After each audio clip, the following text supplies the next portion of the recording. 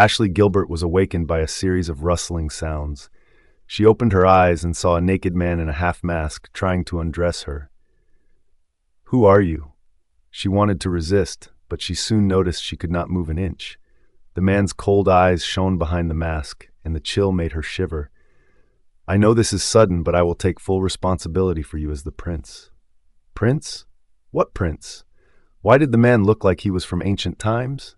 "Don't touch me! If you dare touch me again, I'll call the police," Ashley yelled. However, the man seemed to have lost his sense of reason. He sealed her lips with his and continued forcing his way with her. Ashley froze all over, and there was nothing she could do to resist the man. The tearing sensation in her body was so painful that she could not help crying. What on earth happened to her? She had just wrapped up a complicated surgery a few minutes ago. At the end of it, the patient's family thought she had killed the patient, so they rushed into the surgery room and stabbed her to death. Despite studying medicine since she was a child and being called a genius, she lost her life to an ignorant family member of her patient. Then, this was what she saw when she woke up. Could it be that she had been reborn? As soon as she thought of this, memories that did not belong to her started surging into her consciousness. It turned out that the owner of this body was Leylani Millington, the eldest daughter of the general, a family of doctors. Leylani had lost her mother in her early years. After her stepmother came into position, she was bullied by her stepmother in every possible method, which caused her to become even timider than before. Moreover, Leylani did not have any outstanding talents, so she did not have a strong position in her family. Despite not having any talents, Leylani was the fiancée of the crown prince.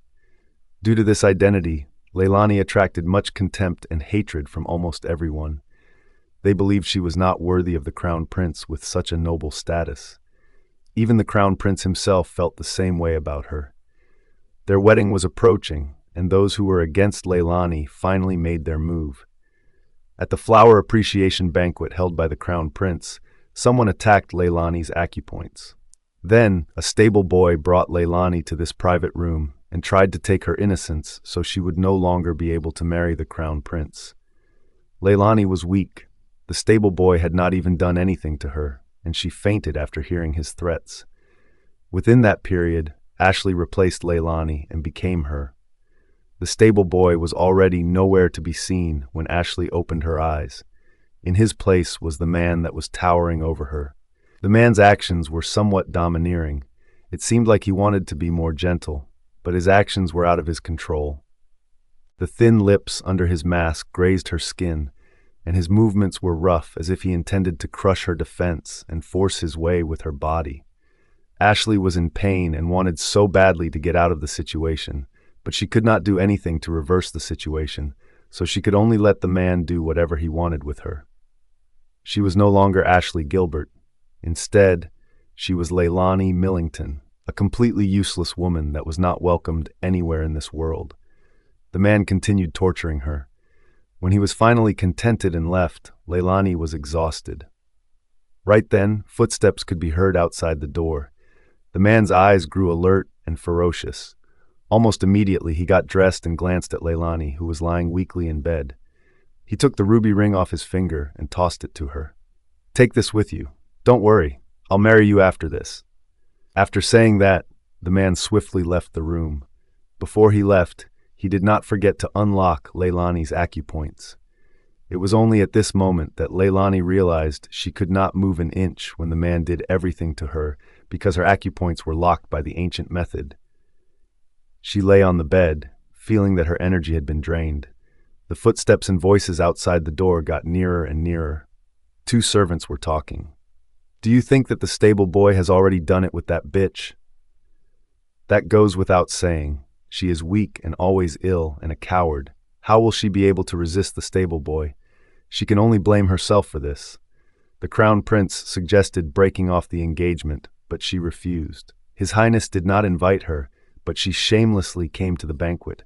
It's no wonder the crown prince is upset with her and wants to ruin her life. Now that the stable boy has forced his way with her and taken her innocence, she's no longer a virgin. As a nobleman, His Highness will never marry a filthy woman like her. Let's go inside and see how she's doing." Hearing that the servants were about to enter the room, Leylani quickly kept the ruby ring and tidied herself. She was about to get out of bed, but she heard a thud coming from under the bed.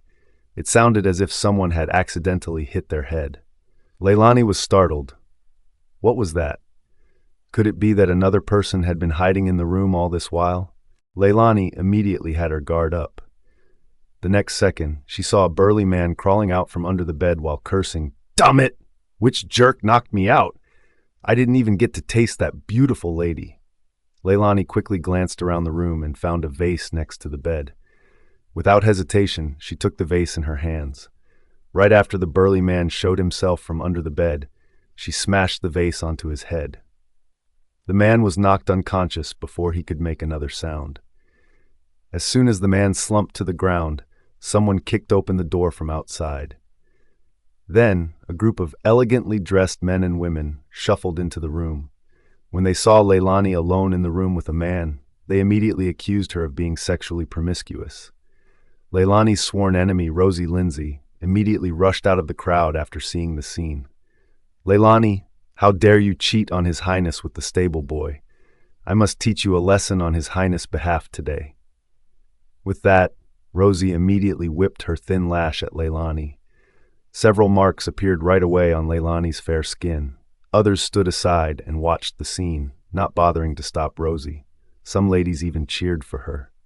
"How could you claim you love the Crown Prince? Is this how you love His Highness? People like you are never worthy enough to become His Highness' wife, let alone move into the Eastern Palace. It's ridiculous that you'd cheat on His Highness for a lowly stable boy. Just how desperate are you? People like you should drown in the river." Leylani was speechless about everything that was happening. She was a medical genius back in her time, and country leaders would come to her asking for treatment. Everyone in the medical field respected her and feared neglecting her. Yet a rude young lady was whipping her the moment she was reborn into ancient times. She had never felt more aggrieved. Did these people think she was one to endure all the humiliation and accusations? With that thought, she grabbed Rosie's lash and glared at Rosie. Rosie was used to stepping all over Leylani, and she did not expect Leylani to have the guts to grab her whip. Rosie was startled for a moment, but she got angrier. "Bitch! How dare you fight back? How dare you glare at me like that? How dare you? You are asking for more beating." Rosie cursed and wanted to withdraw her lash, but she realized she could not move it. Leylani appeared indifferent and calm, and there seemed to be enormous strength when she held the whip. Rosie refused to think a good-for-nothing could win her, so she exerted more strength in tugging her lash. Then, without saying anything, Leylani let go of the whip. Due to the inertia and the momentum, Rosie fell hard to the ground. The whip retracted and hit her face, forming a bloody wound on her delicate and elegant face. It looked terrifying. The young ladies watching were stunned when they saw the wound. Someone shouted, "How dare you? How dare you hit the daughter of the Minister of Justice? Are you out of your mind?" Leylani smiled calmly. "When did I hit her? I only returned her whip, but she didn't catch it." That person was at a loss for words. Logically speaking, Rosie was to blame for her own consequences. For a moment, no one in the crowd spoke up for Rosie. At that moment, the Crown Prince, who had been standing outside all this while and watching the scene unfold, walked inside the room. "Leylani Millington, this is outrageous. How dare you meet your lover in my presence? Arrest her." A woman in white, who looked kind and lovely, followed next to the Crown Prince. Her beauty was out of this world, but Leylani knew how vicious the woman was. The woman was Leylani's half-sister, Nicole Millington. Nicole was the typical perfect daughter. She had outstanding medical talents, which made her the favorite daughter in their family. She appeared gentle, sweet, kind, knowledgeable, and lovely. However, she was the one who secretly incited Rosie to pick on Leylani. Upon seeing her, Leylani got reminded of all the tortures and hardships the body's original owner had gone through. Flames of anger appeared in her eyes. Right then, the men instructed by the Crown Prince to capture Leylani had already approached her. Leylani quickly dodged and looked at Crown Prince, asking, "Your Highness, do you have evidence to prove your claims that I was with my lover?" She appeared calm and confident. At the same time, she seemed domineering, making the elegant crown prince feel inferior to her. The crown prince frowned. Everyone in Imperial City knew the eldest daughter of the Millington family was a coward that would endure everything thrown at her, and even more so when faced with the crown prince. Yet now, she was questioning him in public. Moreover, her tone was not polite at all. What was wrong with her? The crown prince was startled for a moment. Rosie crawled up from the ground and snarled, "The marks on your body are enough to prove that. Also, the stable boy is here. We can wake him up and ask him for the whole story." Leylani had knocked the stable boy out, and he was lying by her feet with half of his body still under the bed. Rosie continued, "He must have heard that the crown prince was coming, so he got guilty and wanted to hide under the bed, but he was too clumsy and accidentally knocked off the vase by the bed. That is why he's now unconscious. However, because of his strong build, you were unable to stuff him under the bed when we barged in. That is why you're throwing a fuss to defend yourself when we have caught you in the act. Am I right?" Leylani was speechless to see Rosie's confident expression. How did Rosie get so ignorant? Did she perhaps knock her head on the wall too many times? Leylani did not want to respond, but Rosie managed to convince the others in the room. After all, Leylani appeared disheveled at that moment, and the marks on her body were undoubtedly Hickey's. Before the group barged in, there were only Leylani and the stable boy in the room. No one would believe that the two were innocent. They felt that Leylani was shameless to still deny it at a time like this. For a moment, everyone looked at Leylani with contempt. However, Leylani was unfazed. She knew what she did and did not do. "Your Highness, please calm down," said Nicole. "This might be a misunderstanding. She is my sister, and I know how much she loves you, Your Highness. It doesn't make sense that she will cheat on you with another man. I believe there is a reason that she lost her innocence. Your Highness, please look into this and clear my sister's name." Leylani sneered. It seemed that Nicole was trying to defend Leylani, but she was also implying that Leylani had already done it with another man. Leylani saw through Nicole's intentions, but the Crown Prince did not. His heart ached for Nicole's display of kindness. "Nicole, you're way too kind. The evidence is right before our eyes. I saw it myself how Leylani cheated on me. You can plead for her all you want, but I must end her life today. If we allow someone like her to live, she will only humiliate the Eastern Palace and the General's mansion." Leylani chuckled. "Your Highness, please look closer. The marks on my body are not Hickey's, but wounds that I had gotten from resisting the stable boy." As she spoke, she kicked the stable boy, who was lying on the ground, waking him up. He was not knocked out because he felt guilty. He tried to force his way with me, so I defended myself by smashing the vase on him. At the end of her sentence, the stable boy woke up. In a trance, the first person that entered his eyesight was Leylani, who was nearest to him in the room. He immediately snarled, "You butch! It's your honor that I'd want to do it with you. How dare you hit me? You!" Before he could finish his words, the stable boy got up from the ground, only to notice the room full of people. After noticing the elegant outfit, the stable boy immediately recognized the Crown Prince. Trembling, he got on his knees. "Your Highness, what brings you here today?" The Crown Prince stared at him with a grim expression. "What is your relationship with this woman?" The stable boy was afraid that the Crown Prince would find out he wanted to force his way with Leylani, so he lied by saying, "She's my wife." Leylani scoffed. "I am the General's eldest daughter and His Highness' fiancée, so how is it possible that I am married to you, a lowly stable boy?" The stable boy gasped, completely dumbfounded. This was not the information he had received. He heard she was a daughter of an ordinary family. How was she actually the General's daughter? Given the massive difference between their social statuses, the stable boy wondered if he would be doomed if he were to admit his intentions. The stable boy suddenly got an idea and begged the Crown Prince. "Your Highness, please spare me. I did not know she was from a noble background. We ran into each other in the garden when I was about to rest after feeding the horses. She suddenly appeared and used her feminine wiles against me and forced herself onto me." Leylani sneered. "If I was the one who forced myself onto you, Why would I smash you with the vase? The stable boy stammered. You were afraid I would not obey, so you knocked me out and tried to force your way with me when I was unconscious. Leylani's smile grew colder. You wouldn't have followed me here if you didn't want to. The stable boy was startled.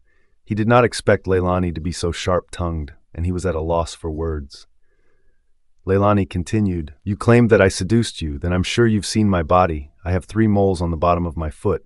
Is it on the left or the right foot? The stable boy shuddered. The left.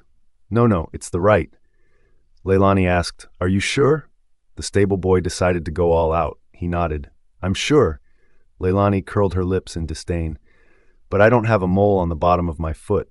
The stable boy was stunned, utterly dumbfounded. He did not expect to fall into her trap. Rosie chimed in. Why should we believe just your side of the story? Leylani answered, Nicole is my sister. She should know if I have a mole under my foot. That caught Nicole off guard. Nicole had always appeared to be kind and friendly. Everyone was deceived into thinking that Leylani and Nicole were close, despite not having the same mother. If she were to tell everyone that she did not know if Leylani had a mole under her foot, it would be the same as telling the whole world that she and Leylani were not as close as people thought. By then, the world would know she was putting up an act all this while. At this point, Nicole could not deny that she was completely caught off guard by the trick of someone she thought was a good-for-nothing. She was unwilling to play along, but she had to prove Leylani's words. Moreover, Nicole knew she could not lie about it, lest Leylani exposes her by taking off her shoes and socks.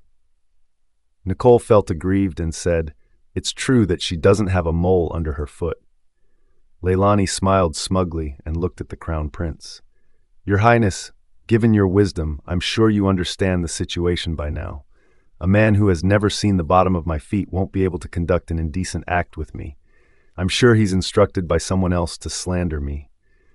Your Highness, you have the right to behead me, your fiancé, if you find me guilty of such an act.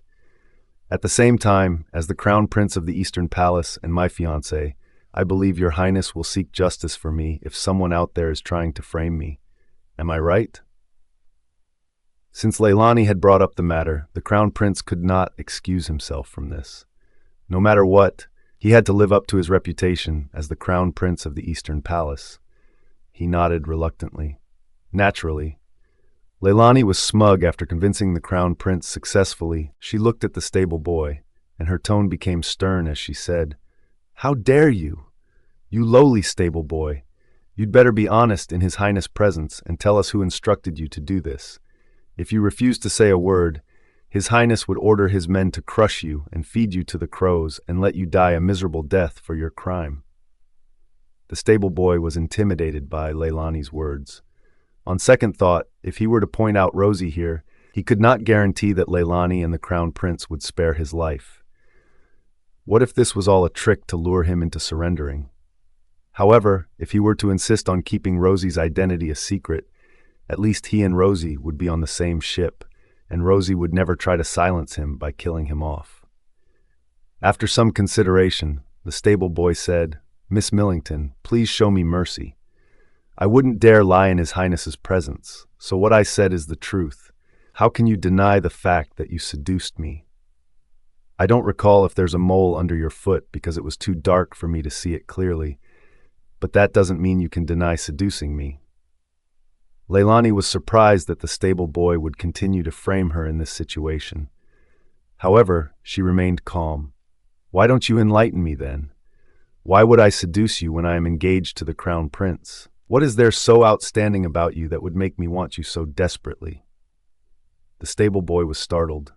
Leylani continued, As the eldest daughter of a noble family, I could get any man I want. Why would I stoop so low to force my way with a lowly stable boy like you? Should I ask if you're insulting me or the general's mansion by slandering me? Her words not only startled the stable boy, but convinced the other people in the room. Everyone in the room knew Leylani was a coward, so it was not realistic for her to have the guts to cheat on the Crown Prince. Given her noble status, even if she did cheat on the Crown Prince, why would she pick a stable boy when she could have done it with some other noble young men? For a moment there, everyone looked confused. Noticing that, Leylani curled her lips in satisfaction. She would not allow anyone to frame her. She figured her physical age should be around 18 years old. She was at the peak of her life, so how could she let people taint her reputation? Knowing the customary rules in ancient times, she would be punished by either being drowned in the river or getting beheaded. She could not accept either of those outcomes. Hence, she must defend her innocence. Even if her innocence had long been taken away by that stranger from before, she could never appear intimidated. Seeing that Leylani was about to gain the upper hand again, Nicole could no longer hold back. She walked over and said sweetly, "Leylani, I trust you, but the others might not. To prove your innocence, why not you go through a body checkup?" Rosie immediately chimed in, "That's right. Women who are virgins can prove themselves by inspecting their hymen. If they are no longer a virgin, the hymen will not be intact. We will know if you did it with the stable boy once we check your hymen. If your hymen is not intact, you won't be worthy of the crown prince. His Highness can break off the engagement right away in order to have you beheaded." Hymen? Body checkup? Thinking of what the masked man had done to her, Leylani gritted her teeth. How would her hymen still be intact after all that? Breaking off the engagement? Leylani would be dumb to have a fiancé who would break off their engagement just because of this. Then again, she would rather break the engagement off herself than let the crown prince use this incident as an excuse. It was a mere body checkup. Leylani was not afraid of that. However, she was not in a hurry to prove her innocence. She raised her gaze at Rosie. "I am a daughter of a noble family. How could I allow all of you to see my body?" Rosie frowned. "What do you want then?" Leylani replied, "I can let you check my body, but let's place a bet. You can do whatever you want with me if my hymen isn't intact. However, if it is, you will have to do whatever I tell you. Do you dare take the bet?" Rosie was confident. "Deal. If you lose the bet, I will get to whip you 100 times before drowning you inside the river." She was certain about the result, as she was the one who set Leylani up.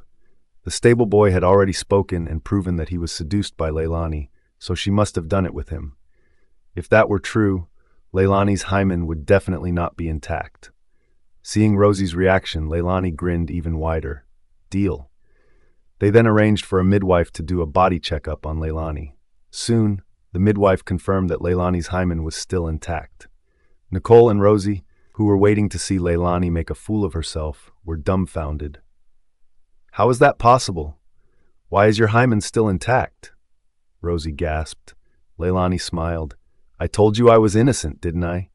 In fact, Leylani had put some ground nutmeg in her private part before their group barged into her room. Once she realized she had been reborn into ancient times and getting framed, Leylani had already expected this scene to happen. In ancient times, a body checkup was the only way to prove a lady's innocence. Thus, she must do something to make it appear intact to defend herself. Words could not explain how thrilled Leylani felt when she saw Rosie and Nicole's dumbfounded expressions. The corners of her lips curled into a smirk, and her eyes reflected a hint of laughter. Standing aside, the crown prince was startled to see Leylani's demeanor. He had never seen Leylani so beautiful and captivating.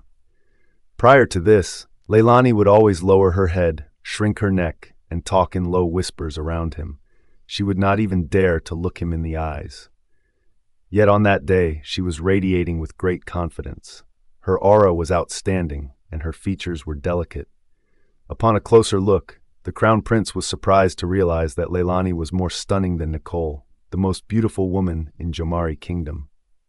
The crown prince was in a daze for a moment, but he soon returned to his senses. If Leylani's hymen was still intact, did that mean Rosie's scheme had failed? Rosie had promised the crown prince that she would ruin Leylani's reputation for sure this time so that he could get rid of Leylani as his fiancée, yet the reality had proven that their efforts were all in vain. The crown prince glared at Rosie. Rosie was frightened under his stare. She did not want the crown prince to take her life out of anger. Anxious, she shouted, "That's impossible! You must have faked the results." Leylani smirked and asked, "Miss Lindsay, why do you sound so certain? Could it be that you knew I'd lose my innocence from the beginning? Did you perhaps arrange for the stable boy?" Everyone present was not foolish, and they immediately understood the implication behind Leylani's questions. Rosie had been plotting against Leylani since long ago, and she was so persistent in proving that Leylani was no longer a virgin to the crown prince. Her reaction sparked much curiosity among the crowd, as they wondered if Rosie had indeed planned such a scheme to deliberately slander Leylani. After all, it was normal for someone like Rosie to dream of marrying an outstanding man like the crown prince. Although the onlookers were not close with Leylani, they had developed some hatred for Rosie, as the latter would always treat them with disrespect and condescension. Rosie was arrogant and made plenty of enemies among the rich young ladies of the capital city.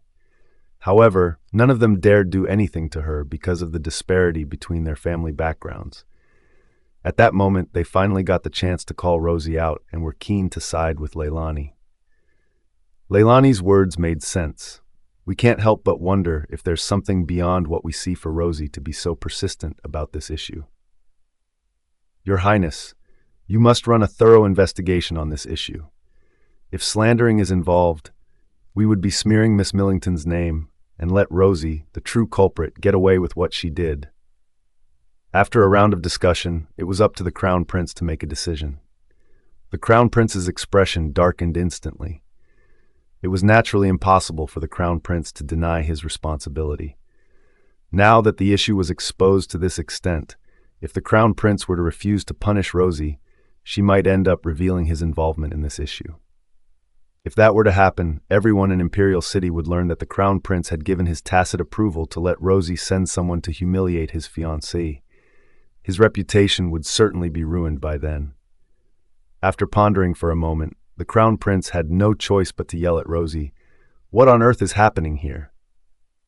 Rosie shook her head frantically and said, "Your Highness, I have nothing to do with this. I was certain because I believed that Leylani was not loyal to you, Your Highness. She must have had an affair with another man. Although the midwife claimed that her hymen is intact, why don't we try to prove it again?" Leylani turned solemn at Rosie's persistence. She had faked her intact hymen. If they were to test her again, she might be exposed.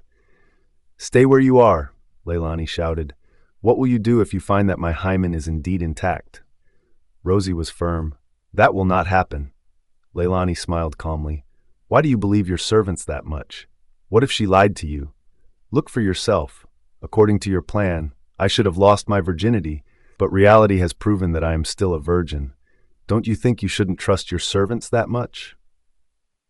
Her words lured Rosie into her trap. Hearing that, Rosie subconsciously glanced at her servant, Mabel Blaine. Mabel was the servant in charge of setting Leylani up. Rosie did not notice anything unusual before, but when she stared at Mabel, she suddenly realized the latter did not appear to be that trustworthy. However, the fact that Rosie turned to glance at Mabel appeared as a sign of Rosie acknowledging Leylani's accusations. For a moment, everyone's expression became solemn. Leylani smirked and looked at the Crown Prince. "Your Highness, are you going to stand there and do nothing?" The Crown Prince frowned. "Since when am I doing nothing?" "Your Highness, if you didn't choose to stand there and watch, why didn't you defend me when they were slandering me? I am your fiancé, yet you don't seem to trust me at all. Your Highness, do you think a man like yourself is qualified to be my fiancé?" Leylani asked sternly. The Crown Prince's face turned pale when he heard Leylani's words. Leylani continued, "Your Highness, since you're so cowardly, I won't expect you to solve this issue. I'll bring Rosie, Mabel, and the stable boy back to the general's mansion. I believe my father and grandmother will seek justice for me." Leylani's bold move of criticizing the Crown Prince in public left everyone else dumbfounded. However, her words made sense. No man in the world would want to make a scene after knowing their other half cheated on them with another man. After all, men were prideful beings, and the person concerned was the Crown Prince of the Eastern Palace, who represented the nation's reputation and dignity. Yet, the Crown Prince seemed eager to alert everyone about the matter, make a big fuss about it, and want Leylani to drown in the river. Given the Crown Prince's reaction, the others could not help but suspect that he was somehow involved in this scheme. However, the Crown Prince was noble. Even if they had doubts, they did not dare suspect his involvement in this issue. Yet the way everyone else sneaked glances at him made him more embarrassed. The Crown Prince cursed Leylani inside his heart hundreds and thousands of times. He could not wait to get rid of her, let alone side with her. After Leylani's bold words, his remaining silent would only make him seem like a coward. Moreover, Rosie and Mabel had already given themselves away. He could not let Leylani carry on with the investigation, or the two would reveal his involvement sooner or later. By then, he might even lose his title as the Crown Prince. The Crown Prince looked solemn as he reprimanded Rosie. "Come clean now. Did you tell your servant to arrange for the stable boy to frame Leylani? If you refuse to tell us the truth, I will order them to kill you." At that moment, the Crown Prince felt like Leylani was using him. However, he could not back out of this, or people would see him as a heartless jerk. The Crown Prince felt aggrieved, and so did Rosie. It was obvious that the Crown Prince meant it when he said he would kill her. After all, he had the power to do so as a part of the royal family. Seeing that the Crown Prince was pushing her to take the blame, Rosie knew she could never escape death, more so if she were to expose his involvement in this. Since she would die either way, Rosie felt even more wronged at that moment. She stared at Mabel, who spent most of the time with her, and slowly felt Leylani might have arranged for Mabel to stick around her. Otherwise, why would their plan end up like this? Mabel lowered her head, but she could feel Rosie staring at her. Although she felt aggrieved, her grievance was far inferior to her fear for Rosie. Mabel stepped forward and took the blame. "Your Highness, Miss Lindsay has nothing to do with this. I did it on my own accord. But I didn't frame Miss Millington. I only happened to pass by this area and saw the stable boy walking inside the room with Miss Millington in his arms. I was worried she would be in trouble, so I stood outside and eavesdropped on them. Then I heard some unspeakable sounds from within.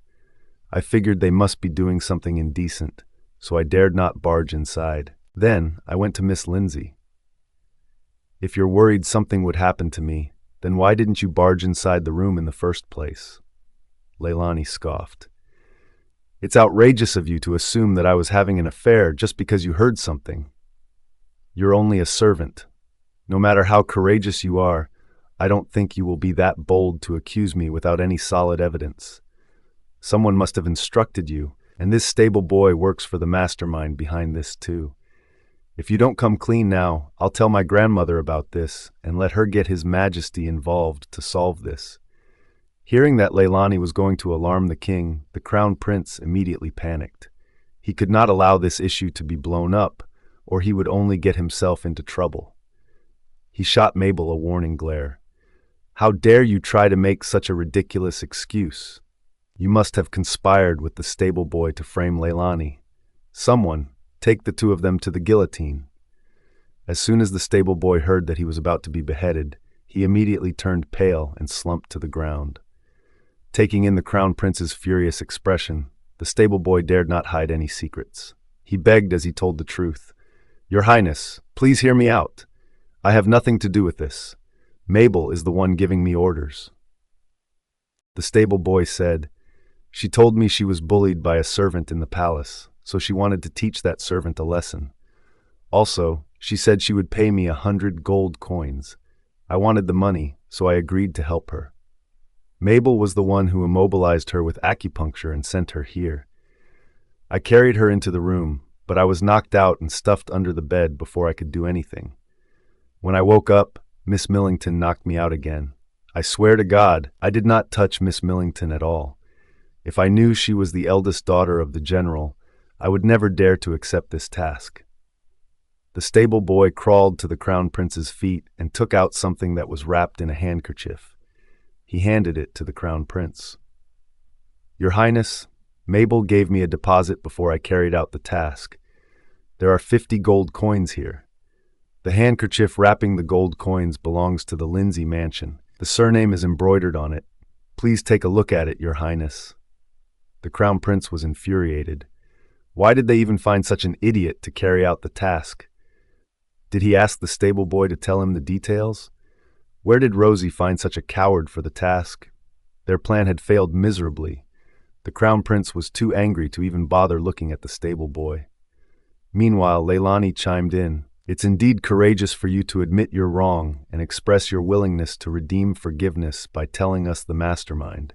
Don't worry, no matter what they try to threaten you with, the crown prince will ensure you're safe and sound from them. Hearing that, the stable boy got more confident. Everyone else immediately understood that Rosie was the mastermind. With the witness and evidence present, there was no way Rosie could clear her name. Rosie's face had already turned pale when she saw the handkerchief from the Lindsay mansion. Mabel was truly not reliable. How could she use such an important and recognizable handkerchief to wrap the coins for the stable boy? Rosie glared at Mabel, gesturing for her to say that the stable boy had stolen the handkerchief and that she had nothing to do about this. That way, Rosie could at least get away with this.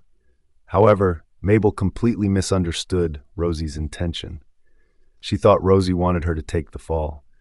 Considering that all her efforts were in vain, Mabel could no longer hold back her emotions. She knelt before the crown prince.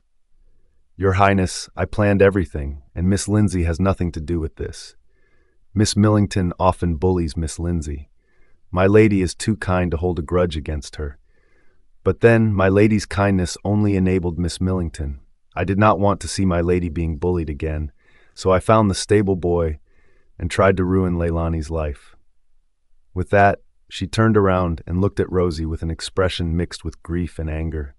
My lady knows nothing about this. I hereby admit my wrongdoings and will accept the punishment.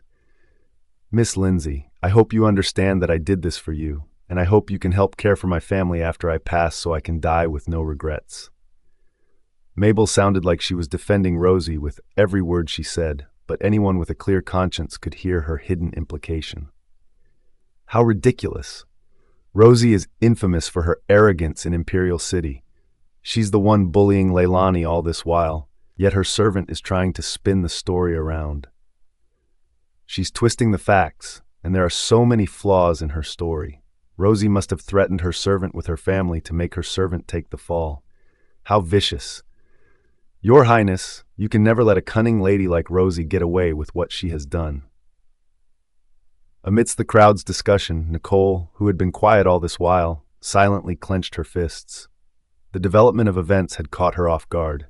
She did not expect Leylani, who had always been dull and foolish, would actually manage to break down their tricks and lure Rosie into this trap. If proper investigations were conducted, Rosie might expose Nicole sooner or later.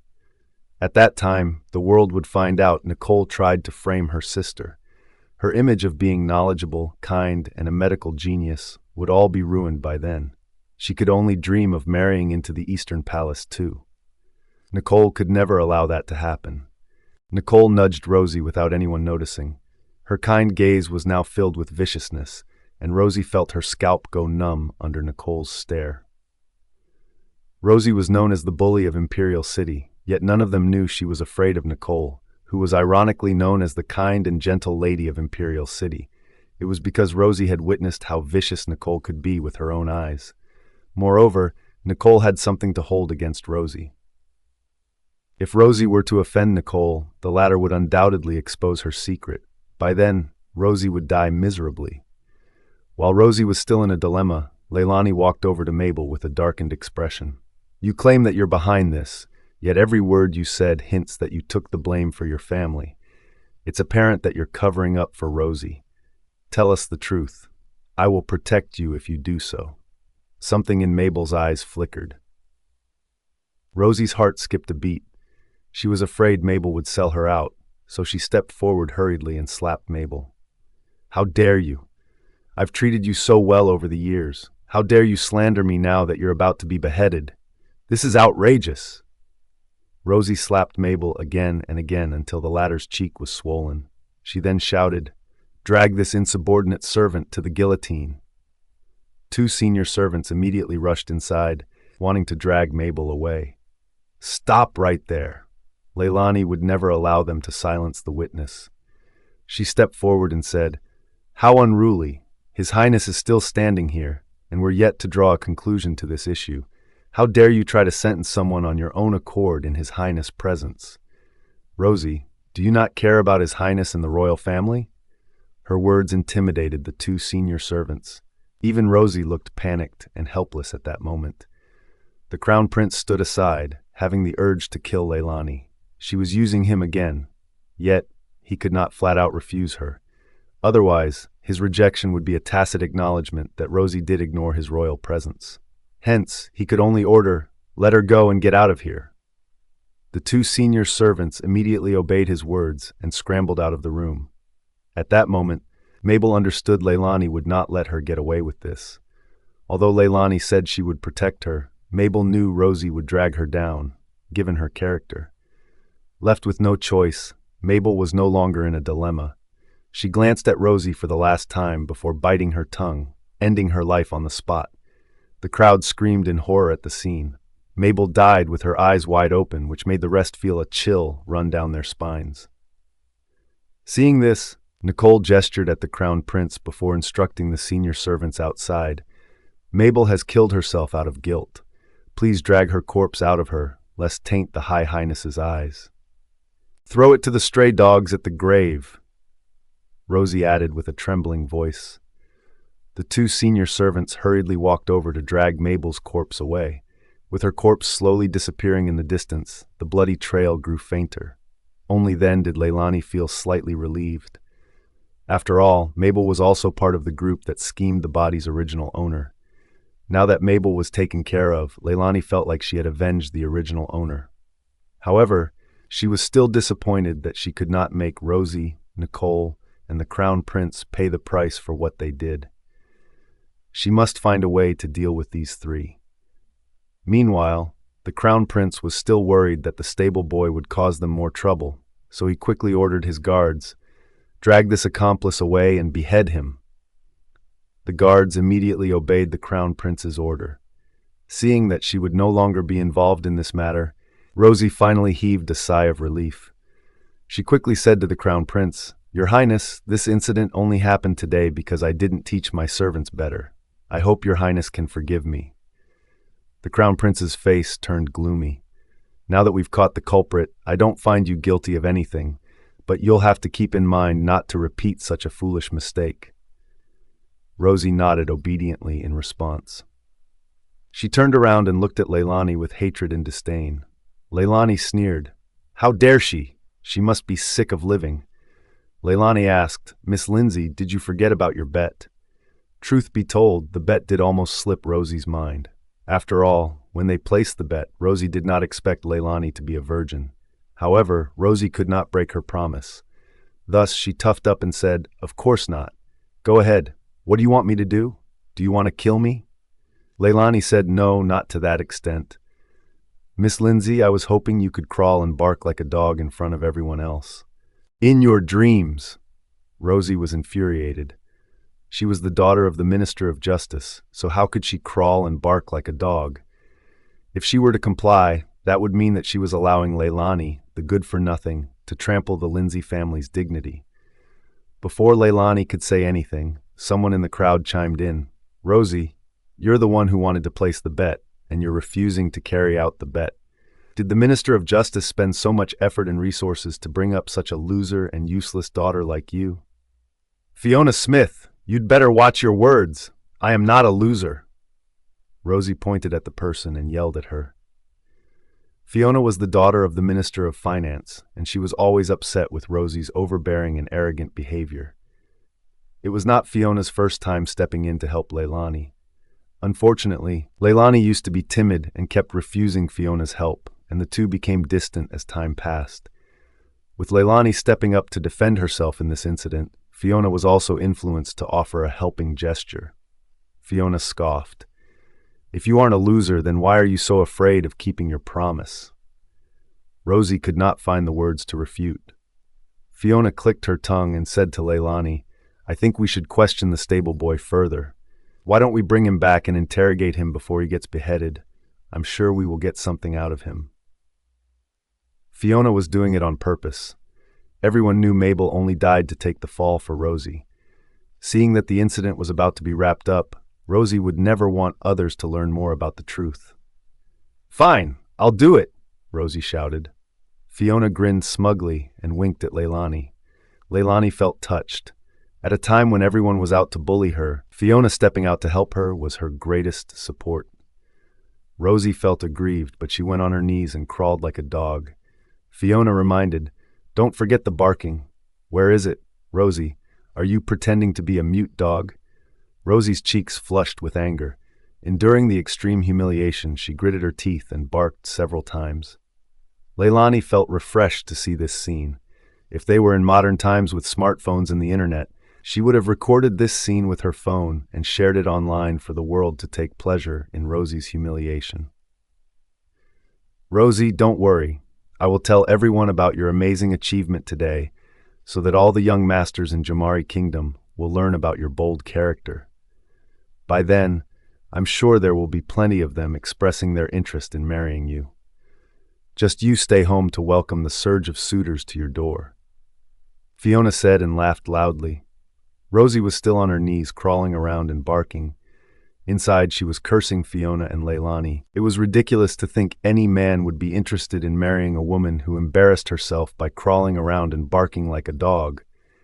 It was more likely that Rosie would become a laughingstock of the imperial city after that day, and her father might teach her a lesson once she gets home. Rosie gritted her teeth in hatred. She swore in her heart that she would make Leylani pay for this and let Fiona have a taste of her own medicine. Leylani was unfazed despite seeing Rosie's frustrated look. The Crown Prince stood aside with a cold expression. At that moment, Rosie was already an abandoned pawn in his game, and she was no longer useful to his plot. Since it was pointless for the Crown Prince to stay, he turned around and was about to leave. When he brushed past Leylani, he warned sternly in a low voice, "Don't think you've won this. Sooner or later, I will get back at you." Leylani was unfazed. She stared at the Crown Prince blankly and gasped, "What did you say? Your Highness, are you breaking off our engagement? Are you worried about not giving me a blissful marriage because you're impotent? Your Highness, you are way too considerate. But then, Your Highness, you don't have to worry about that. I am from a medical family, and my sister Nicole has outstanding medical skills. With our family's help, I believe we can cure your problem." "What did you say? Shut up!" The Crown Prince was enraged. He was perfectly normal. How was he impotent? Leylani was way too loud when she said that. With so many people in the room, her voice had long attracted everyone else's attention. Still, Leylani kept an innocent smile on her face, as if she was the most innocent woman in the world, so everyone assumed she must be telling the truth. In other words, they all believed the Crown Prince was unfruitful. The Crown Prince felt wronged. He knew he could not do anything to convince them otherwise, so he threatened, "Leylani is simply spurting nonsense to slander me. If anyone dares to spread this outside of this room, I will cut their tongue." The Crown Prince then left angrily. The more he behaved like this, the more the crowd would be inclined to believe Leylani's words. Regardless of whether Leylani's words were true, the Crown Prince's impotence was huge breaking news that would surely end up being discussed and gossiped about by people everywhere. No one would bother verifying the information, as they would rather laugh it off.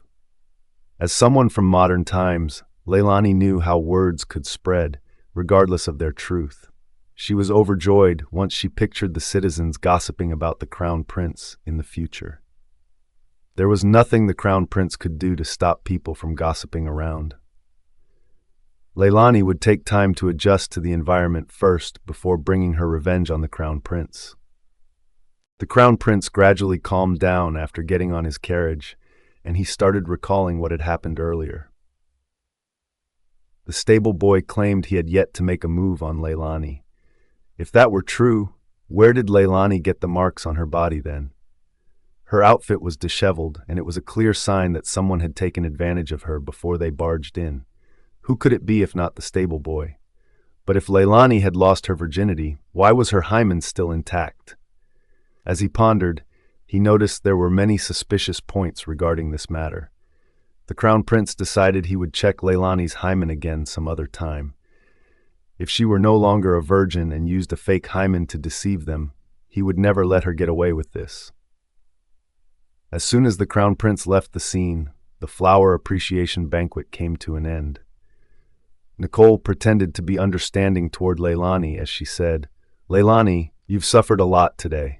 Let me send you home to get some rest." Leylani refused to show her any kindness. "That's too kind of you. I don't recall you treating me as a sister earlier, so why are you acting like we're close? I can't afford your kindness." Her harsh words immediately made Nicole's eyes turn red.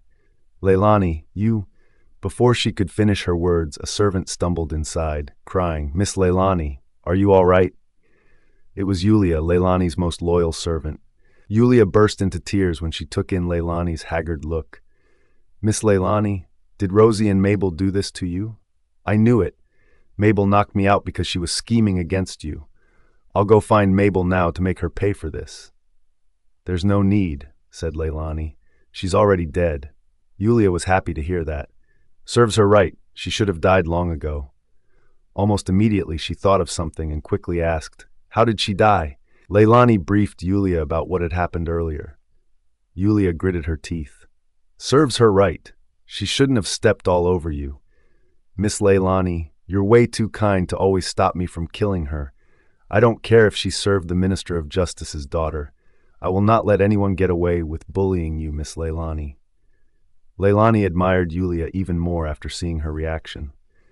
With such a servant by her side, it was no wonder that the original owner of the body could survive until now despite her cowardly character. Yulia probably played a huge role in this. Leylani did not want to stay in this place any longer. She led Yulia and bid goodbye to Fiona before returning to the general's mansion. Nicole stood in the same spot all this while.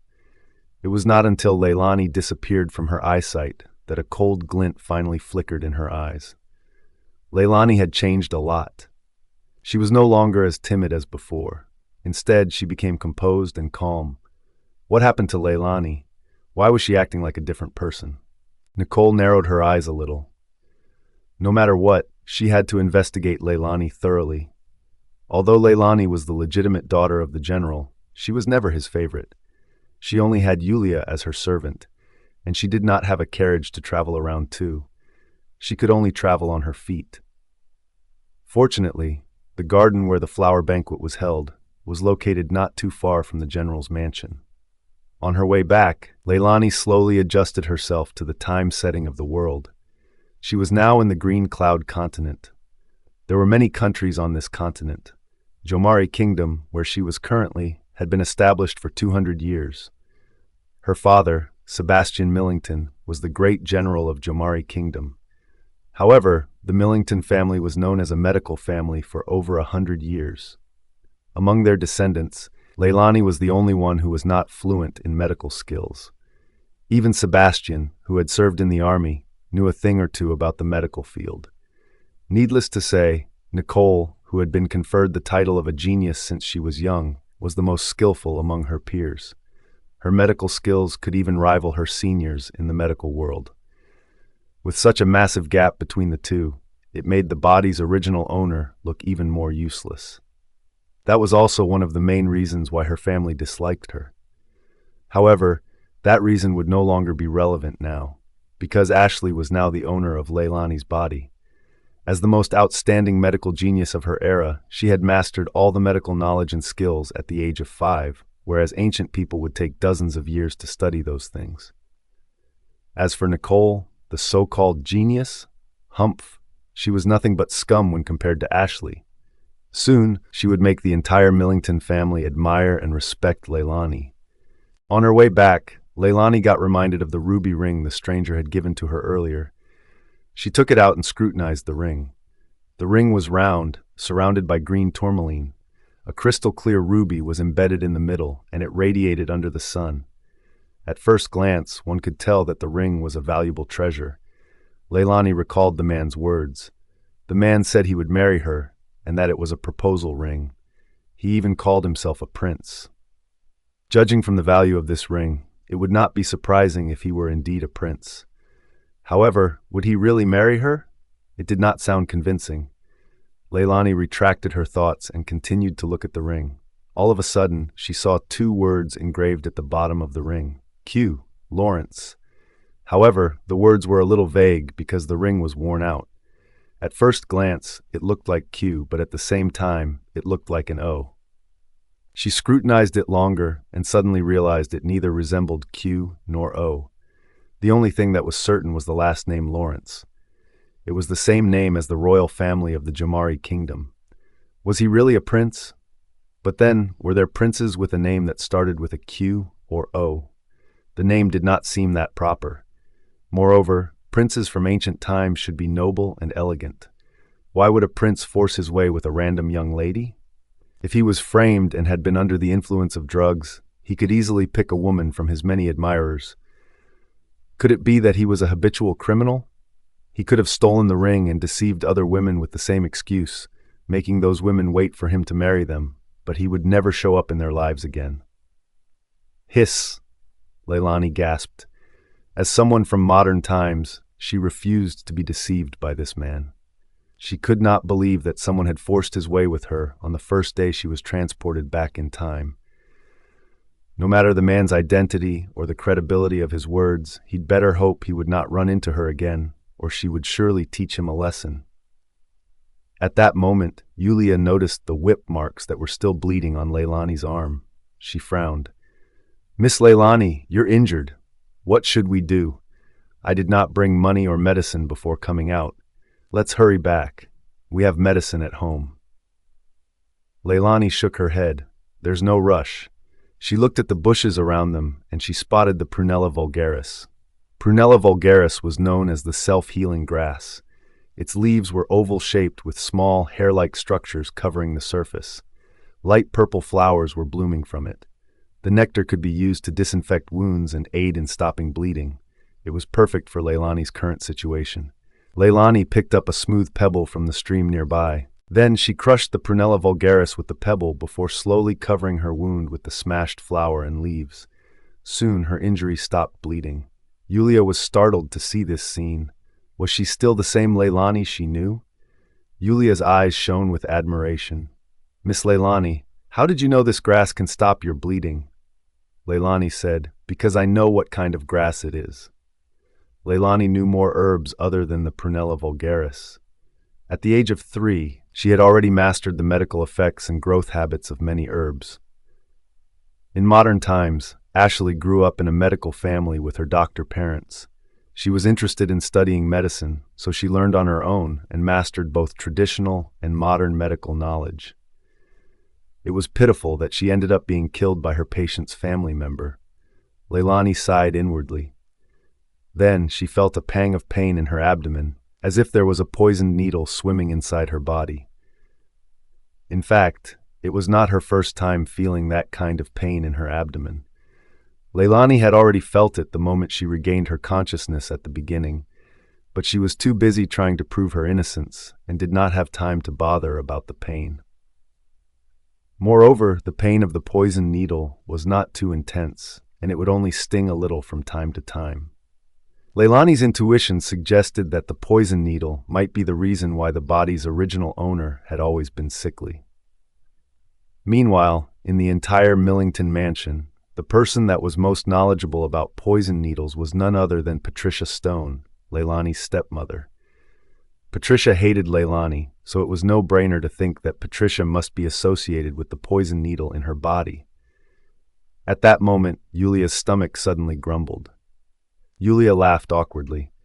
"I am a little hungry because I haven't eaten anything today. Miss Leylani, are you hungry too? If Lorraine hadn't seized our monthly allowance, we could have bought something to eat now." Lorraine was Patricia's subordinate, and she was selected to manage Leylani's residence. On the surface, it seemed like Lorraine was there to help Leylani. But Patricia had deliberately sent Lorraine over to keep an eye on Leylani and suppress her in everything she did. In the past, the body's original owner was always held under Lorraine's feet. However, Leylani had become a different person. She would deal with Lorraine later. The most important thing now was to solve the issue of their hunger and lack of money. "What would you like to eat?" Leylani asked. "Roasted chicken," Yulia answered without hesitation, and she continued, "Sam's roasted chicken is the best in Imperial City. The skin is crispy, but the meat is tender. It smells as good as it tastes." Yulia could feel herself drooling as she spoke. However, she quickly returned to her senses and said, "But then, Sam's roasted chicken is out of our budget.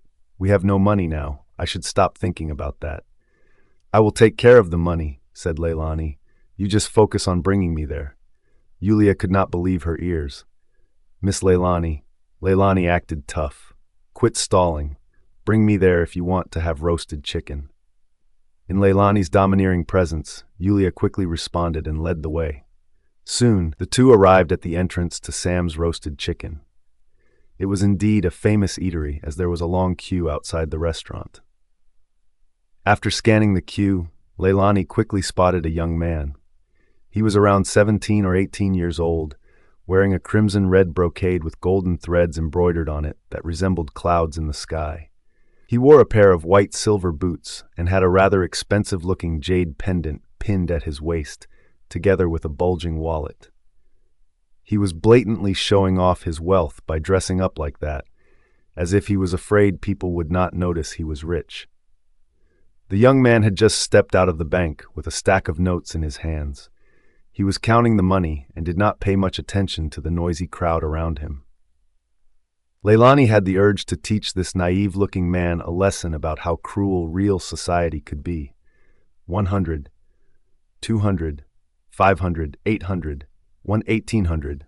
Wait! I withdrew 2,000. Why am I short of 200? Leylani walked closer to the man and heard him muttering before he counted the money in his hands again. "Hey there." Leylani put on a solemn face and called the young man. The young man looked up, and his delicate face was as beautiful as a young lady's. "What's the matter?" Leylani said, "I notice your forehead is a little dark, and your eyes are dull. I'm sure you're in bad luck recently, and you will get injured within the next 3 days." "What?" The young man was startled for a moment. Then his lips curled. "I didn't know even young ladies are involved in scamming people nowadays." His response clearly suggested that he did not believe her words. Leylani also did not expect him to doubt her so soon. She calmed down and tried her best to conceal her anxiety by putting on a very solemn expression.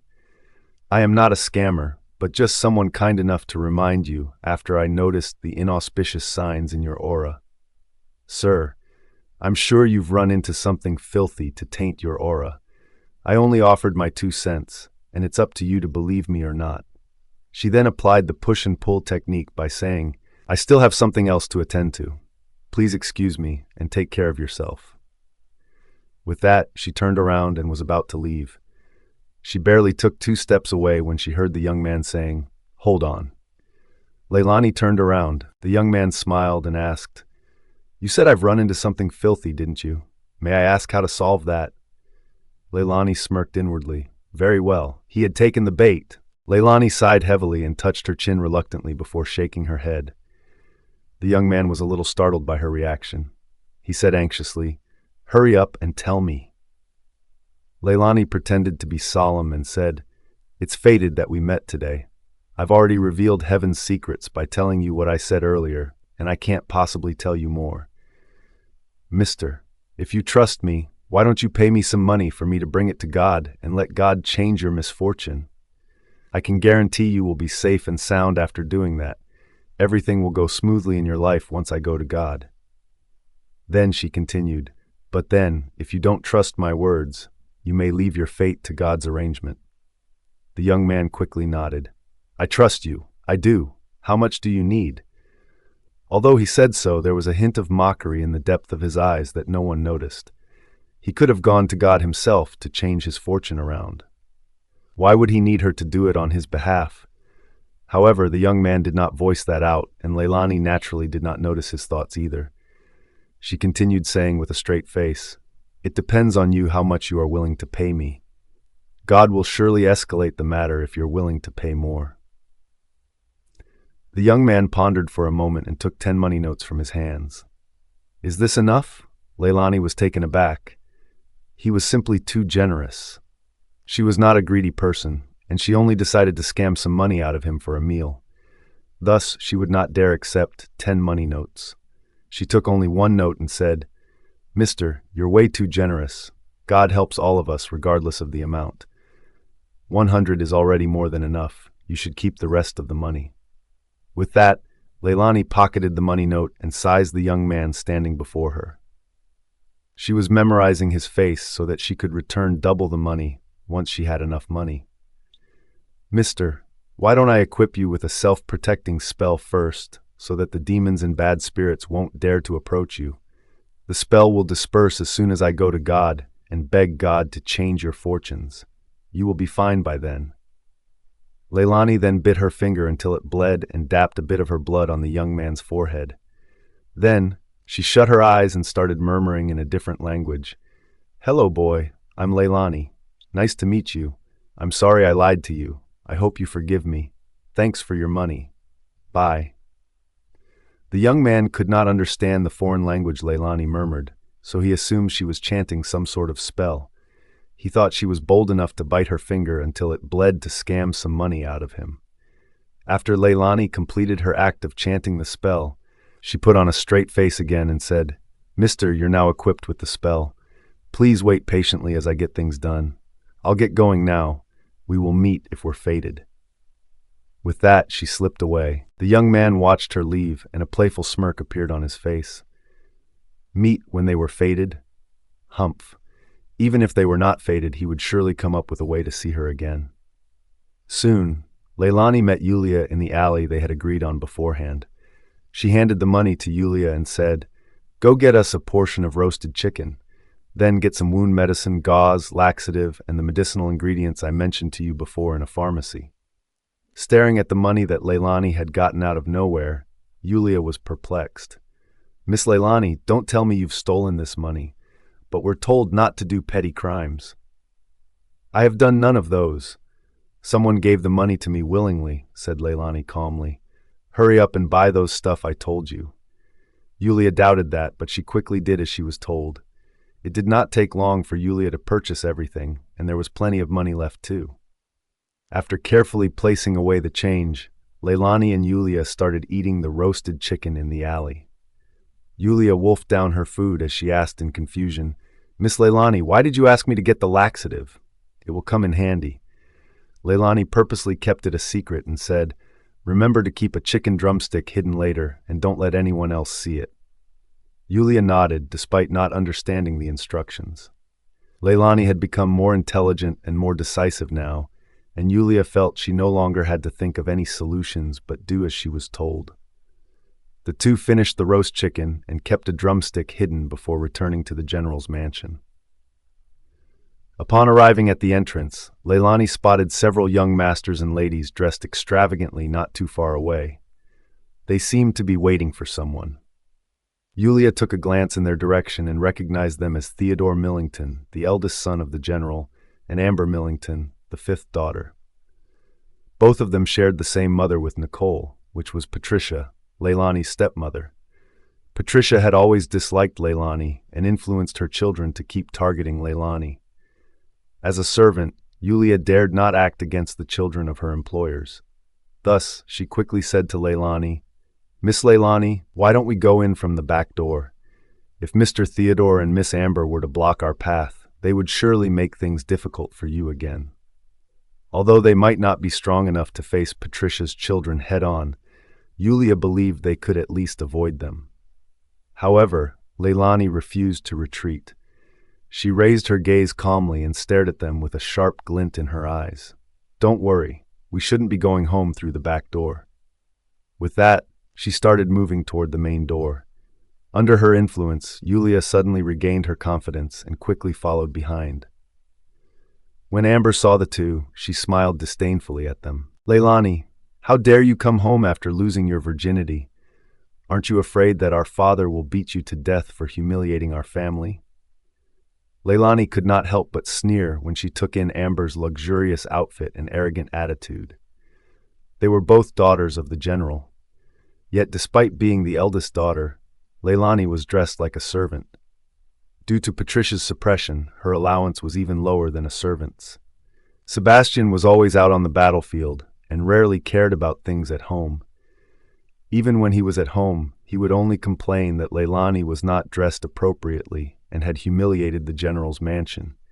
He did not even bother asking if Patricia and her children were constantly bullying his daughter. Ever since Leylani got a stepmother, her father acted more and more like a stepfather too. The body's original owner had indeed suffered a lot from her family. Thinking of what the original owner had gone through, Leylani's gaze grew colder, and Amber shuddered a little after taking in her expression. She wondered how a good-for-nothing like Leylani would have such a powerful aura. It was impossible. Leylani must be bluffing. As the fifth daughter of the general, Amber could not let Leylani intimidate her. Amber got more frustrated at that thought and questioned, "Are you deaf? Don't you hear I'm talking to you? Why are you ignoring me? Also, are you blind? Theodore and I are standing right here. How could you not bow to us? Are you sick of living?" Leylani's expression turned cold as she said, "I am the eldest daughter of the family and the future wife of the crown prince. Given my status and identity, I am far nobler than you two. Since when am I required to bow to you? Do you have no respect for the law and manners in our country?" Leylani's stern words subconsciously made Amber lose the guts to reply. After regaining her senses, Amber's expression was filled with contempt. "Bah! How are you nobler than us? You have yet to be married to the crown prince after being engaged for some time. Has he ever visited to propose to you? Everyone knows the crown prince does not like you the same way, yet you're always using his highness as your excuse. Now that you've lost your virginity, it's even more impossible for the crown prince to marry you. How dare you act so arrogantly toward me? You are courting death." Standing aside, Theodore smirked with disdain and spoke up for his sister. "You're bolder now that you've cheated on the crown prince with some random guy. I heard that he's a stable boy. You should watch your words, since you and the stable boy's lives are way too insignificant to our father and his highness." There was a cold light in Leylani's eyes as she said, "You should be the one watching your words. You claim I had an affair with another man, but do you have any evidence to strengthen your accusation? Earlier, when we were in the garden, His Highness had already proven my innocence. Tell me, are you confident that His Highness will not sentence you to death for slandering me?" Theodore was unfazed. "Stop trying to intimidate us with the crown prince. He must have been deceived to think you're innocent. The crown prince might not know about your mother's inappropriate actions. The apple doesn't fall far from the tree. Your mother used to have affairs with random men when she was alive, so you must be the same as her." Right after he said that, Leylani stepped forward and slapped him hard across the face. Still, that was not enough for her to vent her anger. Then she kicked Theodore's knee. He was caught off guard as he slumped to the ground and got on his knees. Seizing the opportunity, Leylani grabbed a pebble covered in mud and stuffed it into his mouth. As a result, Theodore's teeth were almost crushed. He quickly spat out the pebble and mud inside his mouth. "How dare you? How dare you slap me and feed me mud? I will not let you get away with this." He then raised his leg at Leylani. Leylani had expected him to make such a move, so she grabbed Amber and pulled her in front of herself. Theodore had exerted way too much force in his kick, and it was too late for him to withdraw his leg. In the end, his kick landed on Amber and she was sent flying backward. As for Leylani, she had long escaped unscathed. Amber fell to the ground and cried in pain. Theodore hated Leylani's cunningness. He wanted to teach her a lesson, but he was also concerned about his sister's condition. Caught in a dilemma, he could only glare at Leylani and hurried over to help Amber up. "Are you okay? I'll bring you to Mom." Theodore had kicked her with all his strength, and Amber was covered in cold sweat from the pain. "How am I okay? Theodore, you must teach Leylani a brutal lesson for this." "Don't worry, Amber. I'll help you take revenge now." Theodore helped her to the side and glared at Leylani as he said, "You cunning butch, I will teach you a lesson today." All of a sudden, he covered his waist and groaned. "Who is it? Who attacked me?" Leylani was puzzled. She was unaware of anyone sneaking an attack on him. Thud! Another sound was heard. A pebble hit Theodore's head, resulting in a bump on his head. He pointed at Leylani furiously. "Are you playing some trick on me? I dare you to fight me openly." Leylani was innocent. "I have yet to make a move. Don't try to slander me." Theodore snarled. "Slander? There's no one else here but you who will hit." Ouch! Before he could finish his words, he suddenly covered his mouth in pain. Leylani could see blood seeping through the gaps between his fingers. His lips were clearly injured. Theodore dared not say anything else, but he continued to glare at Leylani. Leylani ignored him and began to look around. Someone must be hiding in the dark to help her out by injuring Theodore. Who could it be? Leylani had only arrived home not long ago, and the body's original owner did not have any friends before this. Who would risk their lives to help her out? She looked around but saw no one. It was obvious that the other party did not intend to reveal their identity. She could only thank that person in her heart. If she could identify the mysterious person, she would thank them in person. At that moment, an elderly woman walked toward them. Leylani recognized the elderly woman as Dahlia, her grandmother's servant. Dahlia had always been composed and calm, and she had never looked down on or bullied Leylani.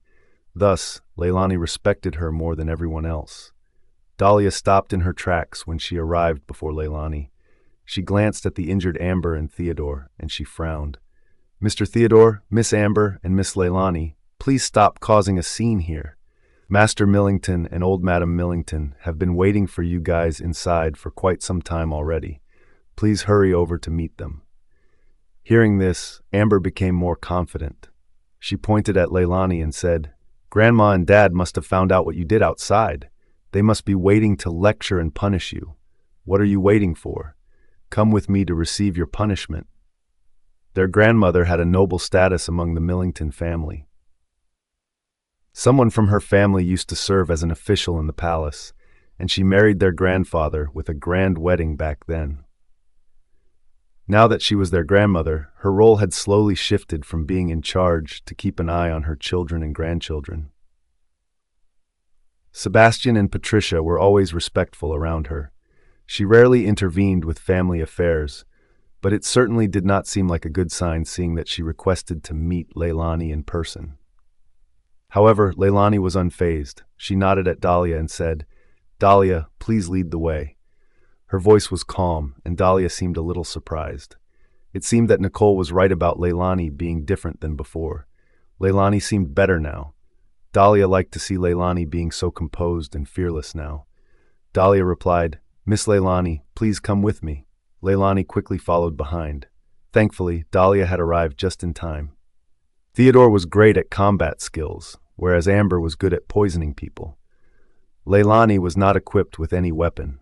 If they were to start fighting, even with the mysterious figure helping her out in the dark, Leylani was not confident she could win the siblings. In fact, Leylani would not have made a move if Theodore did not insult her late mother.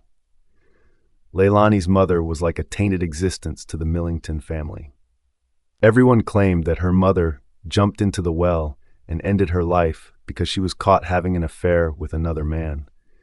But Leylani knew that was not true. According to the body's original owner's memories, her late mother was a decent and loyal woman. Ever since she was married to Sebastian, she had never been interested in any other man. Meanwhile, Sebastian swore to take care of her, who was an orphan and had no one to rely on. A year after they got married, Sebastian fell in love with Patricia, the Prime Minister's daughter, at a banquet. At that time, her mother was pregnant, but Sebastian and Patricia were madly in love. Sebastian even promised Patricia if she married him, he would come up with a way to divorce Leylani's mother and let Patricia become his rightful wife. Later, Patricia married him, but Leylani's mother refused to let Patricia take her place. Patricia could no longer tolerate this, so she started spreading the rumor that Leylani's mother was having an affair with another man. Patricia slandered Leylani's mother and said that the latter was not pregnant with Sebastian's baby. That was how the world started pointing fingers at Leylani's late mother.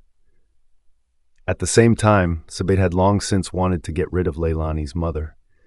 Using the rumors as an excuse, he did not bother investigating the truth and immediately accused Leylani's mother of guilt.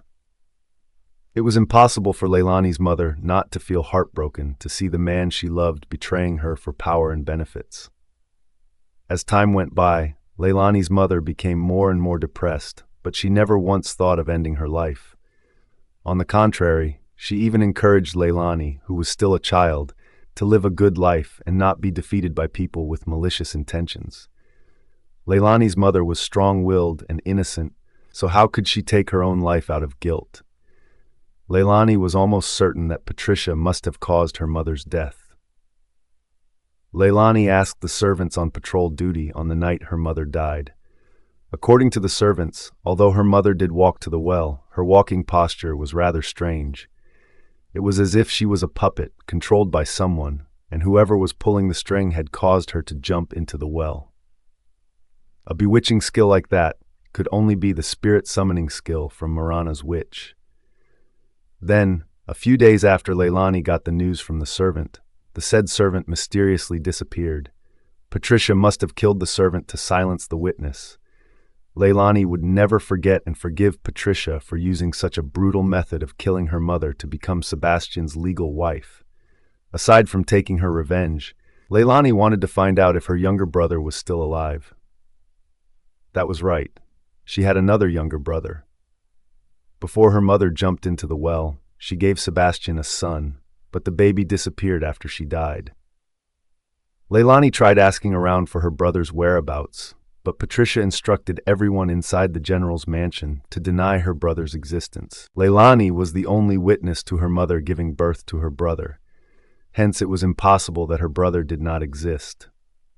Leylani vaguely remembered that Sebastian had cheated on her mother when she was still pregnant with her brother. Aside from Patricia, Sebastian had a few other concubines who all gave birth to his children. At that time, her mother had already completely fallen out of love with him. She even thought of terminating the pregnancy. Leylani was the one who persuaded her mother to keep the baby. Then, her mother gave birth to her brother.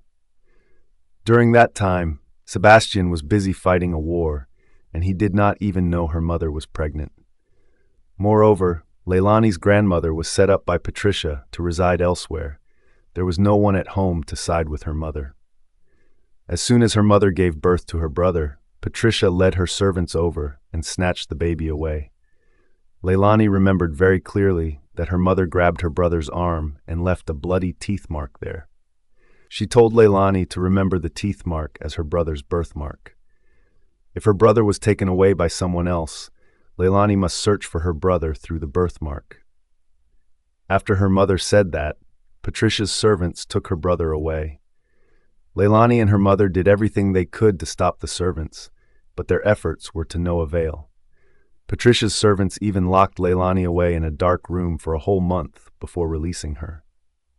The first news Leylani received after being released was that her mother had jumped into a well and ended her own life. Thus, finding her brother was her mother's last word to her. Not having her mother around to protect her, Leylani lost her status in the Millington mansion. Before this, she was a bright and active child, but she slowly became quiet and timid. In the end, she fainted when the stable boy threatened her before wanting to take advantage of her. Fortunately, Ashley was reborn as Leylani.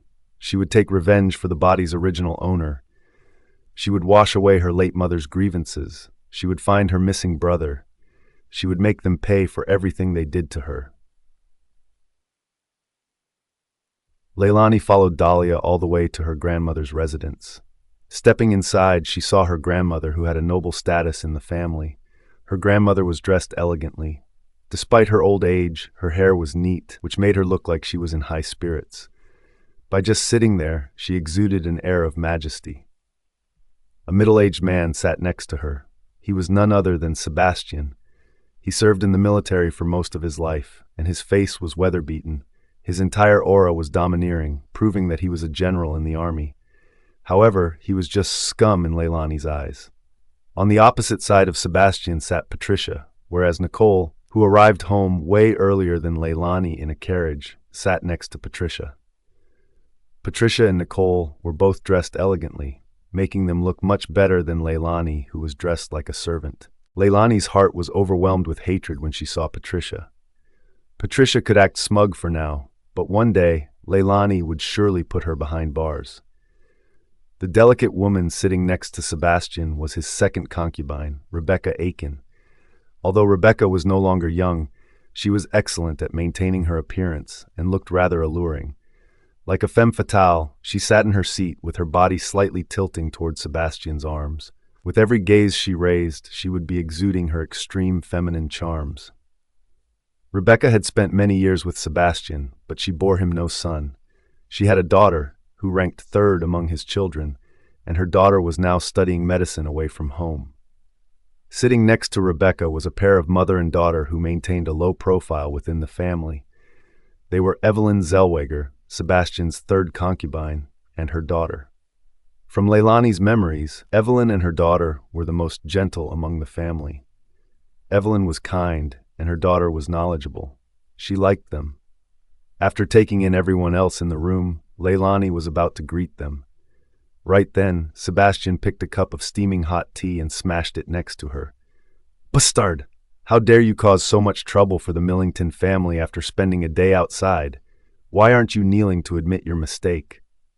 Patricia and her children smirked as they were pleased with his harsh attitude toward Leylani. Nothing good would happen to Leylani seeing that Sebastian was so mad at her. However, Leylani did not panic. Instead, she raised her gaze and stared at Sebastian. "Why should I admit my mistake when I did nothing wrong?"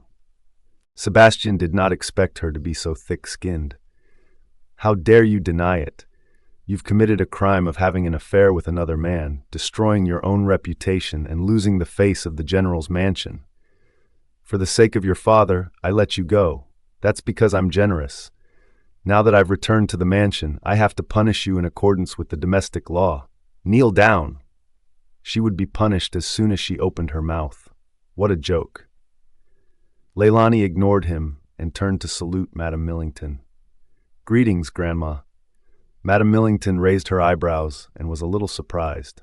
She did not expect that her eldest granddaughter would take the initiative to greet her. She looked up and stared at Leylani from head to toe and said, "Tell me, what happened outside today?" Although it was also a question, her tone was much better than Sebastian's. Leylani said respectfully, "Grandma, I was framed by Rosie and her servant. Fortunately, the Crown Prince cleared my name. It's not that I don't want to confess, but I did not commit a crime, therefore I could not admit it."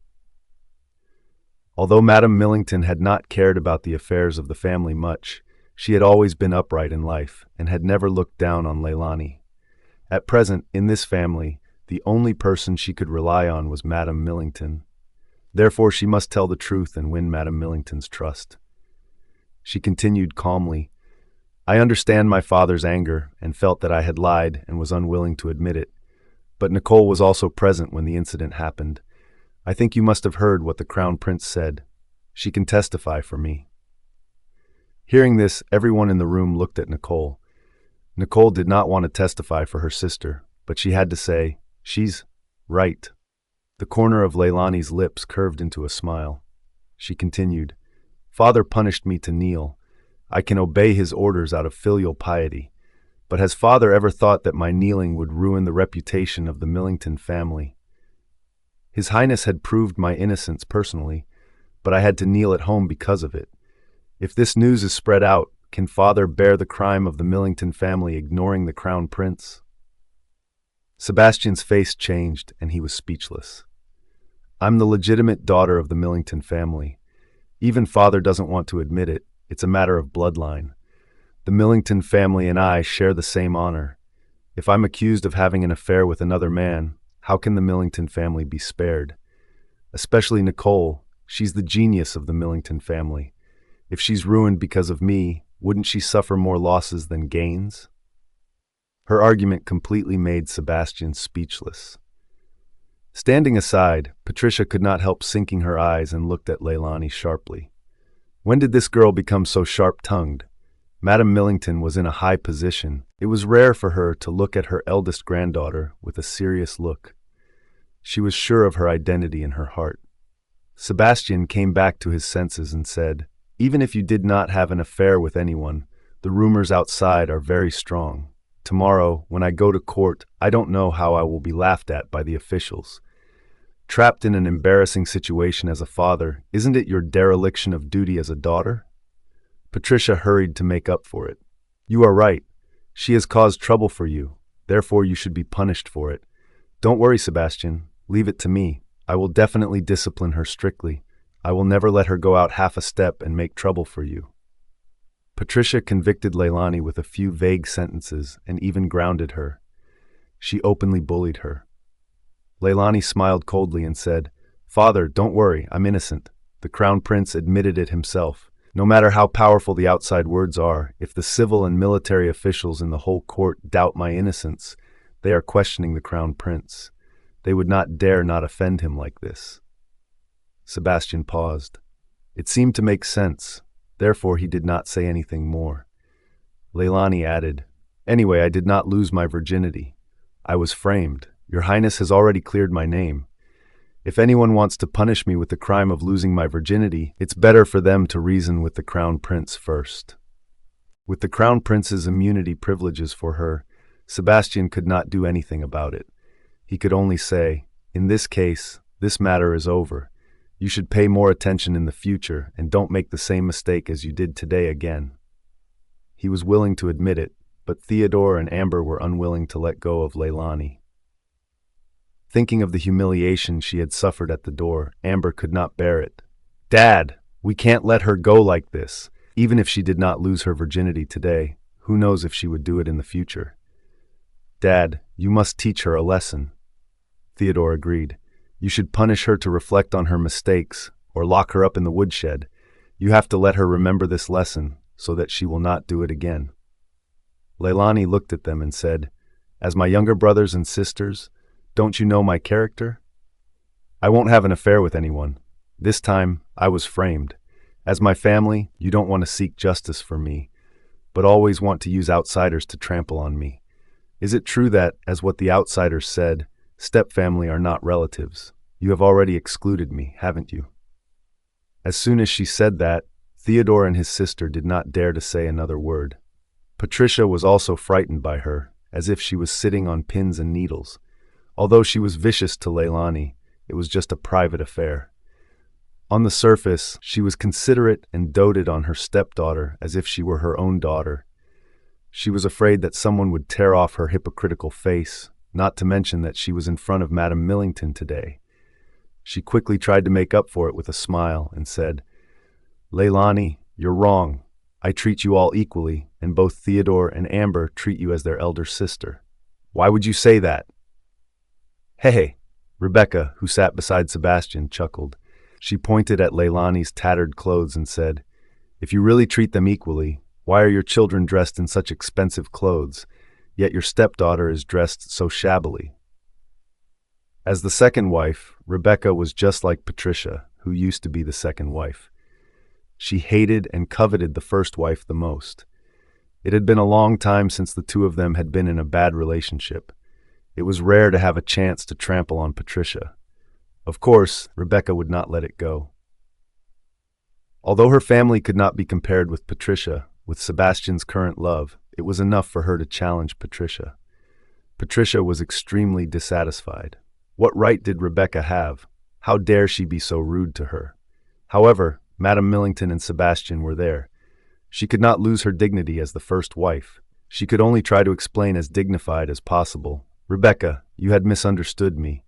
Leylani's clothes were torn because of her injury. I have asked someone to make her new clothes. When it is ready, it will be sent to her. You don't have to worry about it." Rebecca smiled and said, "Patricia, you've been making the new dress for a long time. I've been in the house for at least 10 years, and I've always seen Leylani wearing haggard clothes. If the workers are so slow, shouldn't you change them?" The smile on Patricia's face almost disappeared. Rebecca refused to let her go. "It's okay that the clothes are made slowly, but why can't they keep up with the food? Look at Mr. Theodore. Look at how strong he is. Look at Leylani. She's so thin that she is almost as thin as a piece of paper. Patricia, don't you care about it?" In the face of such a harsh attack, Patricia's face was almost out of control, and the cold light of killing burst out. However, she found that Madame Millington was looking at her, therefore she could only hold back her anger and forced a smile. "I usually leave these things to my maid, Penny, for help. I didn't expect that she was not capable enough to make Leylani suffer." As she said this, she angrily glared at Penny, and Penny immediately knelt down. I saw that you were careful and sensible. Therefore, I promoted you to be the head of maids. But look at what kind of good things you have done. For so many years, I have never treated her unfairly. But because of your negligence, she suffered so much. Tell me, how can you make up for this matter, and how can you clear up the grievances of me being misunderstood by others? Penny could stay by Patricia's side for many years because she was not easy to deal with. She knelt down with a look of self-blame and said, "Madam Patricia is fair. She has never mistreated anyone. I had done things according to Madam Patricia's instructions. Presumably the maids and servants under me have evil intentions and have stolen from their masters. Please rest assured, Madam Millington, Master Sebastian, Madam Patricia, and Miss Leylani. I will definitely investigate this matter thoroughly and give Miss Leylani justice." Her words were pleasing to the ear, but Leylani seemed to have foreseen that this matter would be over just like that. She smiled sarcastically. Rebecca had already taken the opportunity to cause Patricia harm. She had already vented her anger, so she played along. "Since this is your fault, I hope you can investigate carefully. Don't let Patricia bear the reputation of torturing her stepdaughter. Patricia is different from me, who was born in an ordinary family. She is from a reputable family. If her reputation is ruined, her family will be unable to raise their heads in the court in the future. It is not a trivial matter." Penny said, "Madam Rebecca, you're right. I'll follow your instructions." Rebecca was happy and did not care about this anymore. Leylani had never expected that Rebecca would stand up for her. She was just using herself as a pawn to deal with Patricia. If she wanted to protect herself, she had to rely on herself. She faced Sebastian and said, "Father, since the matter has been solved, I am not a person who will seek revenge for the smallest grievance. I don't care about the food and clothing, but as for the loss of my virginity, please give an order, Father. No one in the mansion can mention it again in the future." With this, she looked at Theodore and Amber and said, "Especially Theodore and Amber, if they don't let go of this matter and talk about it day and night and spread it to outsiders, what I did not do will become true. It won't end well then. Being in the Millington family, we are on the same boat. It's not good for us to lose the boat. I think Father should understand this, right?" Sebastian was shocked. He did not expect that his useless eldest daughter could say such reasonable words. While he was in a daze, Madam Millington had already spoken. "Leylani words are correct. As a family, we should only compete with each other in terms of medical skills. If you have any dissatisfaction with anyone, then use medical skills to compete with them. Don't play tricks behind their backs. Today's matter is considered to be over. Whoever dares to mention it in the future does not take my words seriously." Madam Millington glanced at Patricia and said, "As the first wife, you are in charge of the inner courtyard. If anything goes wrong in the future, I will only ask you." Patricia did not dare to make any trouble. She nodded and agreed. Then they scolded Theodore and Amber. "Leylani is your eldest sister. You have to learn from her in the future. Don't make any trouble. It's a disgrace to your sister's reputation. Do you hear me?" Amber was dissatisfied but dared not to speak loudly. She could only mutter, "She is a good-for-nothing who can't do anything. What can we learn from her? Can we learn how to be a good-for-nothing?" Her voice was very low, but because the room was silent now, everyone could hear her voice. Patricia glared at her. "This useless daughter. I just came back from the court but was scolded by Madam Millington." Sebastian also saw that Amber was going to make trouble again. Therefore, he quickly changed the subject and said, "Speaking of which, I have not tested your medical skills for a long time. Do you have any progress?" Amber hurriedly said, "Dad, Nicole's acupuncture skill has improved a lot. Last time, my mother caught a cold, but she could not get better, no matter how much medicine she took. Thanks to Nicole, who had injected a few needles on her acupuncture points, my mother's cold recovered immediately. Nicole is really a genius in medicine. She can learn anything at once, which is different from others. Nicole is our role model." She praised Nicole and did not forget to step on Leylani. Nicole blushed. "These are all very simple things. I believe that if you study hard, you can learn them." With this, she praised her sister. "And Amber is also very clever to know how to detoxify with eggs. Amber chuckled. I did it according to the book. I did not expect it to be so easy. Sebastian said proudly, You two have been following your mother since you were young. You two are smart and have excellent medical skills. It's my pride to have daughters like the both of you. If you still want to learn more medical skills in the future, just tell me. I will find a teacher for you. Amber agreed and smiled very proudly. Grandmother said that we should learn from each other in medical skills. I really don't know how a person like Leylani, who is born in a medical family but does not know any medical skills, can learn from us. When the time comes, we won't be able to learn from each other, so don't say that we bully you. When she heard that Amber was targeting her, there was only a sneer in Leylani's heart. However, she put on an aggrieved look on her face and said, Amber is right. I am indeed not good at medicine, and I have thought about studying it hard. But in this house, my father and Madame Patricia are focusing on my younger brothers and sisters. When it comes to me, no one has prepared a medical kit for me, let alone medical books and teachers. How could I study medicine? Hearing this, Madame Millington immediately looked at Patricia. Patricia hurriedly smiled at Leylani and said, What are you talking about? I've arranged these for you before. You are the one who thinks that medical skills are too boring and does not want to learn them, so you returned the books and the medicine kit and drove the teacher away. Leylani said, That was when I was young. Now I understand the importance of studying medicine and the burden I'm carrying. I want to get back to medicine. Patricia said, Since you want to learn it, I will arrange it for you. We are a family. I will not treat anyone shabbily. As she spoke, she hurriedly instructed Penny, What are you waiting for? Go and prepare it for Miss Leylani. Mother, it's useless for you to prepare it for her. She can't read. What kind of medical skills can she learn? Amber said, She will marry the crown prince in the future. As a woman, she does not need to learn skills. It's better to learn how to thread a needle and become a good wife and mother.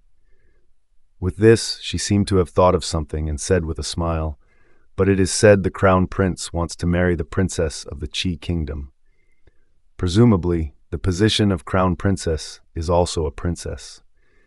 If you marry into the Eastern Palace, you can only be a concubine at most. You should learn more now so that you can serve the crown prince and the crown princess in the palace in the future.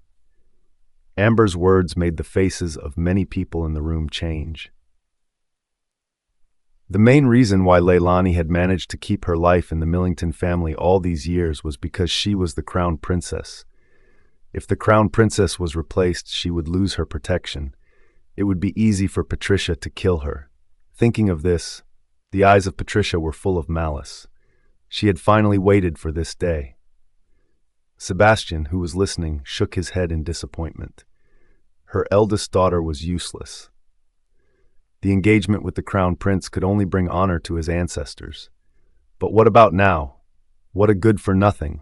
Leylani did not care about their attitude, nor did she care whether the crown prince would marry her as his wife or break off the engagement. A man like the crown prince was not worth it. Speaking of getting married, Amber, you're also a woman. Can you not get married in the future? Leylani only cared about whether she could study medicine. She retorted, It's ridiculous to strip me of my medical qualification just because I want to get married. Yes, I'm illiterate now, but I can always learn. You didn't even give me a chance to learn. Are you afraid that I will surpass you in the future? Amber sneered. Are you kidding me? A fool like you can surpass me? Since you're not afraid that I'll surpass you, why don't you let me learn? Asked Leylani. Amber was speechless for a moment. Leylani added, Besides, my grandmother has allowed me to study medicine, but you opposed it. Are you ignoring her orders? Amber did not expect her to retaliate like this. Her face turned pale. Leylani said, Since you're not, then shut up. Amber was full of anger, but she did not know how to refute. She could only turn her head away in anger, and she could not do anything to Leylani. Coincidentally, the servant girl, Penny, who went to get the medicine chest and medical book, came back. After taking it, Leylani saluted to Madame Millington and said, Madame Millington, I believe that the Crown Prince will give me an explanation about whether the engagement is broken off in the future. Now that there is no basis, I can't say anything more. I hope you can forgive me. Madame Millington nodded her head. A marriage is not a child's play. I believe that the Crown Prince and you will handle it well. Leylani chuckled. Madame Millington was sensible. She said, Then I won't disturb your rest.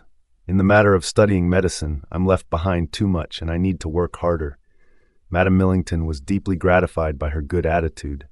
If you need help, just tell Madame Patricia, as she is your first stepmother. She should solve all your problems. As she spoke, she glanced at Patricia. Patricia nodded hurriedly. Mom is right. I will definitely help Leylani to study hard. Madame Millington nodded slightly and raised her hand to indicate that Leylani could leave. Watching her leave, Patricia gnashed her teeth in hatred. Leylani had suddenly turned quirky and strange, and she even knew to use Madame Millington as a backer. She was truly not easy to deal with. However, it did not matter. One day, she would mold Leylani into obedience. Leylani brought Yulia back to the moon house. This courtyard was originally her and her mother's residence. After her mother's death, the courtyard was ruined. Later, the main courtyard was occupied by Lorraine's people, who were sent by Patricia, so that Leylani and Yulia could only live in the narrow outer courtyard. Walking into the moon house, Leylani clearly saw that it was dirty and messy. It was called a courtyard, but it had almost become a place where the Millington family stored up their things. The courtyard was also full of weeds, and no one took care of it at all. When Patricia sent Lorraine there, it was said that she was the supervisor of her courtyard to help her deal with trivial things, but in fact, she was here to oppress her. Patricia had only given her a small amount of money, and most of it had been snatched away by Lorraine. Because of the support of Patricia, Lorraine could do whatever she wanted in the moon house. She often bullied Leylani, but now, Leylani would not suffer any more losses from Lorraine.